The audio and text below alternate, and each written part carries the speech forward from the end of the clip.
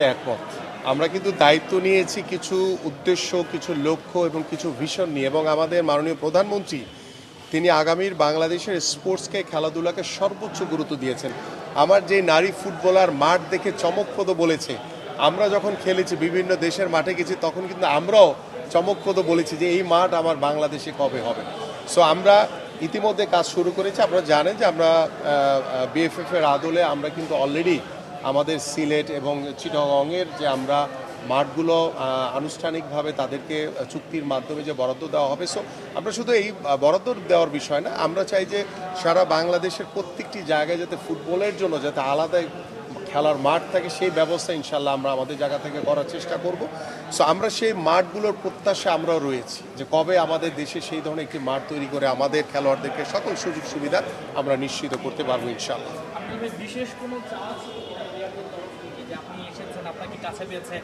আমি তো সবসময় দেওয়ার জন্য আমার জায়গা থেকে প্রস্তুত রয়েছে, কারণ আপনারা সবাই জানেন যে আমাদের মাননীয় প্রধানমন্ত্রী তিনি কিন্তু আমাদের বাংলাদেশের ছড়িয়ে ছিটে থাকা অনেক প্রতিভাবান খেলোয়াড়দের পাশে তিনি কিন্তু দীর্ঘদিন ধরে তাদের পাশে রয়েছেন, এবং আমার যারা ন্যাশনাল টিমের হয়ে রিপ্রেজেন্ট করছে তাদের পাশে, যেহেতু আমি একজন ফুটবলার, সো ফুটবলার হিসেবে আমি কিন্তু ওই চেয়ারটিতে ওই মাঠে কিন্তু একদিন খেলেছি তাদের জায়গায়। সো আমি তাদের ভালো লাগা, সুযোগ সুবিধা কি কি প্রয়োজন রয়েছে সেটা আমি অনুভব করি। তো সেই অনুভব থেকে কিন্তু আসলে তাদের সাথে শেয়ার করা, এবং তারাও আমার সাথে বেশ কিছু বিষয় শেয়ার করেছে।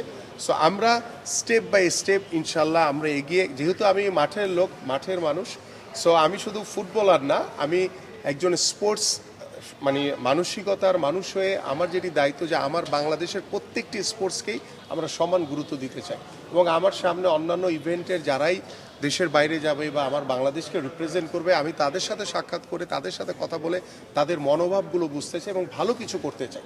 সো ভালো কিছু করার জন্য আমি আপনাদের সকলে সহযোগিতা চাই। পাশাপাশি আমার খেলোয়াড়রা সবাই তারা ঈদ নিজের পরিবারের সাথে পালন না করে তারা দেশের জন্য খেলতে যাচ্ছে। সো তাদের প্রতি আমার শুভকামনা রইল, এবং তাদের যারা পরিবার রয়েছে তাদের প্রতি সবাইকে আমি জানাই ঈদ মোবারক, যে আপনার সন্তান বা আপনার যে পরিবারের যে অংশটি দেশের জন্য খেলতে যাচ্ছে তাদের জন্য আপনারা দোয়া করবেন, এবং আমাদের দোয়া সবসময় রয়েছে, এবং আমরা আপনাদের সেই সকল পরিবারের পাশে রয়েছে, সবসময় থাকবো ইনশাআল্লাহ। প্রেসিডেন্ট, আপনার কাছ থেকে একটু জানতে চাই ছোট করে, যে আজকে ক্রীড়া প্রতিমন্ত্রীকে আপনারা পাশে পেয়েছেন, ঠিক এই সময়টা হয়তো আপনারা ফ্যামিলিতেও সময় দিতে পারতেন, আমরা করে এগিয়ে যাচ্ছি, এবং আমার কাছে মনে হয় যে আমরা হেরে গেলে অনেকে হতাশা কাজ করে, বাট আমি পজিটিভভাবে চিন্তা করি, কারণ হেরে গেলে আমরা সেখান থেকে ভুল থেকে শিক্ষা নিয়ে আমরা সামনের দিকে এগিয়ে যেতে পারি। সো সেই জায়গা থেকে আমার কাছে মনে হয় যে আমাদের মেয়েদের